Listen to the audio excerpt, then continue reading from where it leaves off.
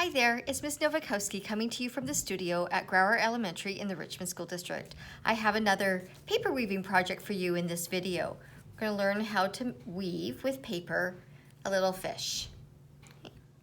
You can add a little stick to it like this to make it into a puppet, and this is great for doing shadow puppets or other types of puppet play. And I connected this project to this fish that I learned how to make many years ago when I was on a holiday, and this is using palm fronds, which is a kind of a tree with really big leaves. And you might be able to find some grasses or leaves that are long that you could weave together to make a fish like this. For the paper version of this project, all you need is paper, some scissors, and a glue stick. And I like to use two different colors of paper to get a pattern, but you don't have to. You can always add some color afterwards as well. And you might want to use a marker to add an eye or a mouth or some gills, some details. These pieces of paper are 2 centimeters wide and 30 centimeters long. So I just used a paper cutter to cut these strips, but you could also measure and cut them as well. So for this woven fish project, you need 6 strips of paper. I chose 2 different colors because I think that creates an interesting pattern. And I just used some paper that I had, and they're each 2 centimeters wide. So you could do 1 centimeter or 2 centimeter. And they need to be relatively long enough. This is the length of a piece of regular printer paper or computer paper. So 11 inches long. I don't know what that is in centimeters, but 2 centimeters wide and then long. And you can either take a piece of paper and measure along with a ruler every 2 centimeters. I used a paper cutter to cut these in strips. So they need to be, if you use a ruler and scissors, just make sure that you're cutting really, really evenly so that you have these nice straight strips of paper. And then you fold each one in half. So match the ends up, the top, and crease, and you do that for all 6. Okay, so now we're going to start weaving the strips together. I'm going to start with my white piece here, and the fold is on this end, and it's open on this end. And I'm going to take my first folded blue paper and slide the second or the back piece in between the 2 pieces of white. So whenever we do this, we're going to have one piece in the middle and then one either on the back or the front.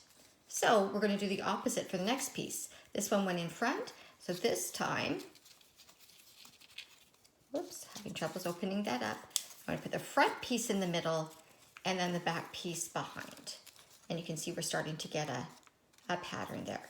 And so for this last one, the back piece is going to go in the middle and the front piece is going to go in the front. And we're starting to get a pattern developing there. Now we're going to start weaving the other 2 white pieces going from this direction so that they line up here. So we can look at this one and we know the white is behind. So this one is going to go in front. So again, I'm going to open it up and put the back piece in the middle. And so this is in front. And for the center piece, just to give this some stability, instead of going in the middle, I'm actually going to put both of them behind, like that. But then for this last piece here, again, you have the front piece in the front, but this second piece here, we're going to put in the middle between the 2 pieces of blue. There we go. Just kind of slide them together. You can see the sort of checkerboard pattern starting to develop. And then this last piece here, so again, we look, this is in the front, so then this is going, the front piece is going between, and this is where it gets a little bit tricky. Just be patient with yourself. Put the back piece behind and the front piece in the middle. And then this will go in the front, but I want that second piece to go between. And so it's a little bit fiddly. The paper is very forgiving. And so I'm just gonna flip that around and slide that in the middle. So now I just have this last one here to sort out. I'm just gonna even these up a little bit just because that helps me see what I'm doing. So this last one here, the blue needs to be on the top So I'm going to bring them both over to the top without pulling them off there. And then that second piece needs to go between the two white pieces. Or the white piece needs to go between the two blue pieces, either way. Either way you look at it. So we'll lift that up and get that white piece in between the two. There we go. So we've got the checkered board pattern here. And I'm going to tighten that up a little bit. When we flip it onto the other side, we see the reverse form of the checkerboard pattern. Okay, so I'm going to lift this one up and just put a little dot of glue here. And then put it back down, press it to make sure it sticks, and then just rotate it a bit this way. Put a little dab of glue there, and then flip it over and see if I have any of those flaps that need to be glued down. So on this side, these white ones are sticking up. So again, just a dab of glue there. You don't need very much, just enough to hold them down.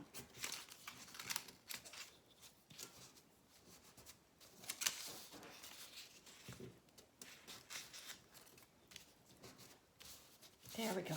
And you can see here the pattern that we've created called a checkerboard pattern, ABA, BAB, ABA. So it's a alternating repeating pattern. Okay, and now we're going to do some trimming for the middle part of each of these. So I'm going to lift up the top one, the top piece of paper there, and I'm going to trim it right along that blue piece of paper. Best I can. Then I'm going to take this one and weave it through there on top of where I've cut and pull that through like that. And that locks that part in, and then I'm going to again use my scissors and just cut as closely as I can along that piece of blue. Can you see the fish shape starting to form?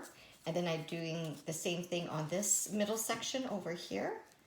So first cutting right along the edge here, and then taking the blue. This time I'm folding it over and pushing it through the white just to maintain the pattern, pulling it through and cutting right along the edge there. All right, and now you could leave your fish like this with these long fins coming off.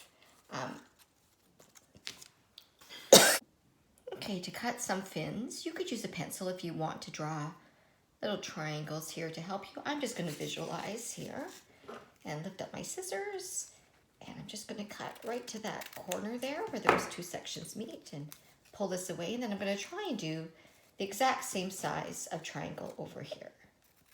And again, you can measure if you want, but again, I'm just visualizing that.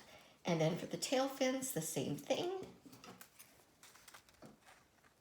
I'm going to measure into the corner there, visualize that corner of the triangle, and then do the same thing on the opposite side. And there you have your paper woven fish.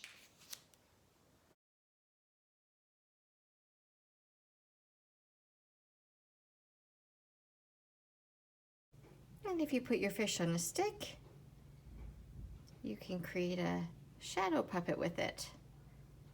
By playing with the light, you can make it larger depending how close you are to the light, and play with creating different sizes and directions and movement with your fish.